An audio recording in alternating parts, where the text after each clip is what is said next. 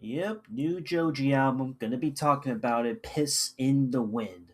And I want to talk about this and start us off by saying, first and foremost, I'm not a huge Joji fan myself. I haven't even listened to his last previous projects. I'm aware of this dude and what his original origins is, mind you. But Piss in the Wind is an album that I've actually been looking forward to as late because of the singles that have been promoted for this album has been like actually really good, actually captivated me for the very first time in a long time. And while I do understand that Joji has made more projects in the past, and I really gotta get to listening to them, I decided to give Piss in the Wind a shot because over the past 2 days, at least as of me recording this video, there's been a lot of controversy and a lot of division regarding this project because some people are calling it one of Joji's best and probably his most underrated project, while others have criticized that this is probably his weakest project and probably one that isn't up to par with past Joji projects. And look, I myself again am a brand spanking new Joji fan, and I gotta say, given that this is my first intro to Joji, like full length album wise, I think this is an okay album. Is it like a great project by any means? It's definitely not, but like I feel like this album has like a lot of like hits, then a lot of misses, and I feel like given this is 21 songs in length, I do sort of wish we took out some songs here and there off of this album to like condense it down to like a really nice, really unique album experience. Because this to me feels like Joji going to like a more experimental side at this time around, but also simultaneously going to like what he is known for, what he is like playing it by the cards. And from what I've seen, there's been some huge criticisms that like again, a lot of the songs off this album can range from like 2 minutes to like even a minute per se, which has been like a huge criticism to talk about with Piss in the Wind as of right now.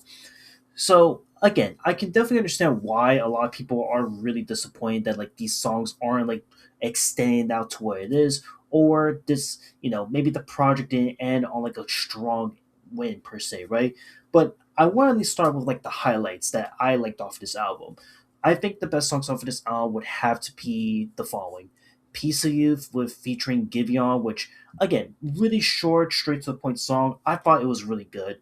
Past Won't Leave Me Behind, which was one of the lead singles to the song that really got me hooked onto this album. Pixelated Kisses, Cigarette, Last of a Dying Breed was also a really nice one. Can't See Shit in the Club, which again might be a really contentious pick, but look, I understand that for me, people can say that this track is like Past Won't Leave My Bed 2.0 or maybe like 1.5 for some. Sojourn, Don't You Know I Love You, both songs of which are easily probably the best songs off this album, in my humble opinion. Um, Fragments featuring Don Tolliver was actually a really surprising one, which normally I'm not a huge Don Tolliver fan, but I really like that song too.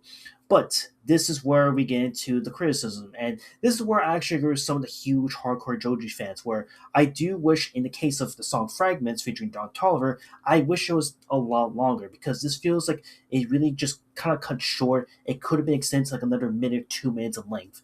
The same can also be said with the song Rose Colored featuring Yeats, which again clearly should have been a lot longer.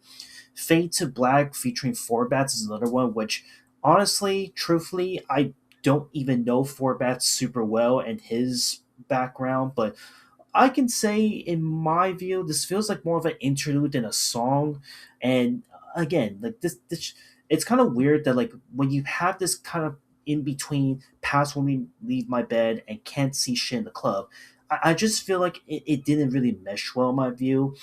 So it actually, in a way, kind of contradicts like a lot of like what I like too. The song Hotel California is probably a contender for like my least favorite song off the album. It's a good ballad, don't get me wrong, but I just felt like this song could have been like dragged a little bit more to give more emotional depth. Tarmac is another highlight, but it also again has the cardinal sin of being like really really short. What I would say is probably the most disappointing song off the album is If It Only Gets Better.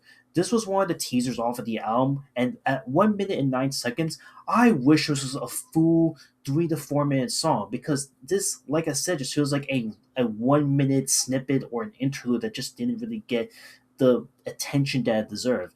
And normally, like when you have short songs like that, it'll be like the biggest highlight out there. But I don't know. This one was just really disappointing to me, in my view, as someone who just first listens to this album. Like, and now every time I re-listen to this album itself and this track pops on, it's like, okay, I'm just gonna skip through this because it's gonna end really fast. Why bother? And I guess to wrap up a last criticism of this project, I think Dior, the last song off the album, is like a bit of a really weird way to like close this album, considering that I really was hoping it would go into more of an experimental side, more pixelated kisses esque, if that makes sense. But with that being said, despite like some mixed criticisms with some of the songs and obviously praises, I think Piss in the Wind is like an okay project. And again, I definitely now have to listen to his last few projects in the back catalog to understand like what makes Joji this amazing, most talked about artist. Because at the end of the day, Piss in the Wind is just one of those projects that is going to divide people at the end of the day, as many other albums that came before it. So I don't know. I think Piss in the Wind is an okay project. It's definitely not my favorite project of his, because I mean I haven't listened to his other ones, but I know this dude has a lot more talent, and I get that he is an independent artist now, considering that he's no longer part of 88 Rising, so it makes a whole lot of sense. So yeah, just wanted to simply talk and break down and share with y'all that I've been listening to Joji's Piss in the Wind, and I think it's okay. It's fine. Nothing crazy, and that's it. I'll see you on the next one. Later.